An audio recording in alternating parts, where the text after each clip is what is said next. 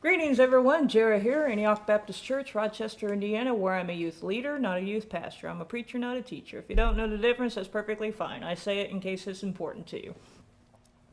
I teach 6th, 7th, and 8th grade Sunday school class, and last week we just finished up Psalm 1.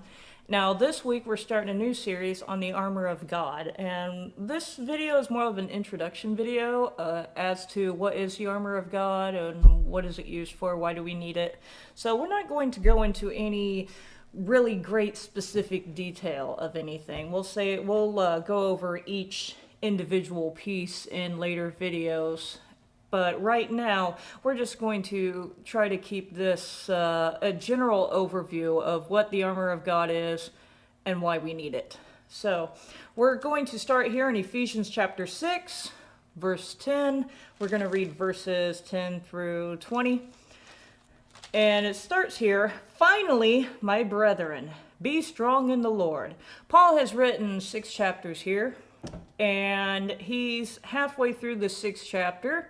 It's the last chapter in Ephesians, and he's saying he's made all kinds of different points that he's made to the church, that the church there in Ephesus needed to know, and now he's saying, finally, I'm getting to the whole point.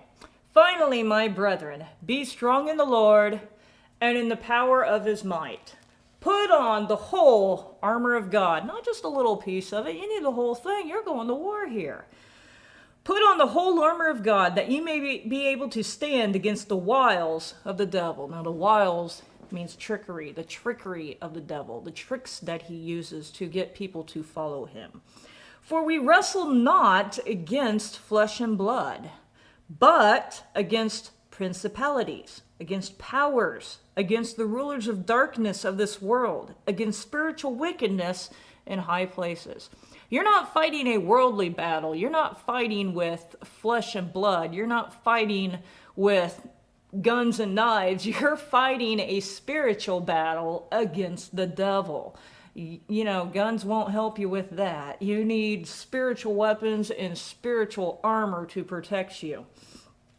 "Wherefore, take unto you the whole armor of God, that ye may be able to withstand in the evil day. And having done all to stand. Stand, therefore, having your loins girt about with truth." I got my hair in the way. I got a little belt right here. This is my armor of God choker. "Having your loins girt about with truth, and having on the breastplate of righteousness." I got a little Roman breastplate here, a breastplate of righteousness. You got to have your bulletproof vest on, figuratively speaking. "And your feet," that's these little Roman sandals here, "your feet shod with the preparation of the gospel of peace. Above all, taking the shield of faith." This is this little dude right here. You need every good Roman soldier needs a shield. "You need the shield of faith, wherewith ye shall be able to quench all the fiery darts of the wicked." You need a shield to catch all those wicked fiery darts. "And take on the helmet of salvation." That's this little dude right here. "The helmet of salvation, and the sword of the Spirit, which is," you guessed it, "the word of God." It says so right in there. The sword of the Spirit, which is the word of God. "Praying always." I got 2 little hands praying right there. "Praying always with all prayer and supplication in the Spirit, and watching thereunto with all perseverance and supplication for all saints." You know, I've heard a lot of different lectures and sermons on the armor of God, and most of them, not all of them, there are exceptions. This is going to be an exception, but most of them stop right there. They don't read on any further. We're going to read on further. "And for me," this is Paul writing to the church of Ephesus. He's saying, pray for all saints, and for me, and for Paul here, "that utterance may be given unto me, that I may open my mouth boldly to make known the mystery of the gospel, for which I am an ambassador in bonds, that therein I may speak boldly as I ought to speak." Now, as I said, I'm not going to go into great detail about any of these verses right now. I'll go over each verse in much detail later, but I wanted to make a point here that there's a lot of lectures on the lectures and sermons on the armor of God that stop at verse 18. They pray for all saints, but then it goes on, Paul saying, pray for me, and people think, well, Paul died 2,000 years ago. We don't need to pray for him anymore. But this verse still applies to us, even though we don't pray specifically for Paul. But who was Paul? Paul was a missionary. You need to pray for your missionaries, that utterance may be given unto them, that they may open their mouth boldly to make known the gospel of Christ, for which they are an ambassador. Okay? What else was Paul? Paul was the founder of that church. He was the first pastor of that church. So you need to pray for your pastor, that utterance may be given unto him, that he may boldly open his mouth to make known the mystery of the gospel, for which he is an ambassador. So like I said, there's a lot of sermons and all different lectures I've heard that end at verse 18. And you need to read on, because there's a lot more you need to pray for. Moving on, we are going to we're going to hop on over to 2 Corinthians chapter 10. And we're just going to read 3 short verses here. Verse 3, 4, and 5. It says, "For though we walk in the flesh, we do not war after the flesh." We are flesh and bone, okay? Even though we all have a spirit, our spirit exists in our flesh. Our spirit can't just get up and walk away. If it did, we'd be dead. So we have a spirit in us, but we have to walk in the flesh, but we do not have to walk after the flesh. Now there's a difference, and this is a whole other sermon altogether. There's more verses that cover walking after the flesh, but walking after the flesh means that if you're walking after something, you're following something, okay? So if you're walking after the flesh, you're following what your flesh wants to do. And 99% of the time, your flesh wants to do the opposite of what God's telling you to do. So even though you walk in the flesh, you do not have to walk after the flesh. You walk after the word of God, okay? So though we walk in the flesh, we do not war after the flesh, okay? Remember, we're not fighting against people.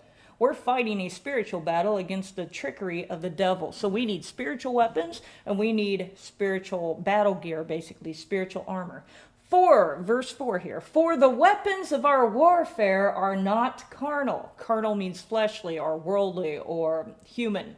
We're not fighting with human weapons here. The weapons of our warfare are not human, but mighty through God to the pulling down of strongholds. What are strongholds? Strongholds are like a fortress. It's a mighty fortress. It's impenetrable. You can't get past it. You can't get around it. It's holding you back. But the mighty, our weapons, it says, are mighty through God, pulling down those strongholds. So the weapons God gives us to use pull down that fortress like it's just a castle on a sand castle on a beach. Okay, that mighty fortress is nothing for God. It's a sand castle when he gets done with it. It's not even that. It's just sand on a beach. Casting down imaginations. We're still talking about the weapons of our warfare are mighty through God, pulling down strongholds and casting down imaginations and every high thing that exalted itself against the knowledge of God. Now, when we were discussing Psalm 1, remember, anything that was ungodly or wicked is anything that goes against what God says. So wicked thoughts, wicked philosophies, it's just, God says this is right, and the world says, no, that's wrong. God says this is wrong, and the world says, no, that's okay, do it. So all of those things, they exalt themselves against the knowledge of God. So you cast down those imaginations, those wicked thoughts, those philosophies, and bring into captivity every thought to the obedience of Christ. You capture all of your thoughts and make them obedient unto Christ. Now, that's kind of hard to do on your own without the power of God behind you, because in the flesh, you don't want to do that. You want to do what the world wants to do. But the armor of God will help to prepare you for the spiritual battle. The armor of God will help you with this spiritual battle. It will help you to pull down these strongholds. The armor of God will help you to cast down those imaginations and every high thing that exalts itself against the knowledge of God. This armor of God will help you to bring into captivity all of your thoughts to the obedience of Christ. Your armor of God will help you to be obedient to Christ. So, We are going to go into more detail. I know I went into a lot of detail there in Corinthians, that we're going to go into a lot of detail about the armor of God in Ephesians starting next week. So I wanted to make an introductory video for that, and I will see you next week.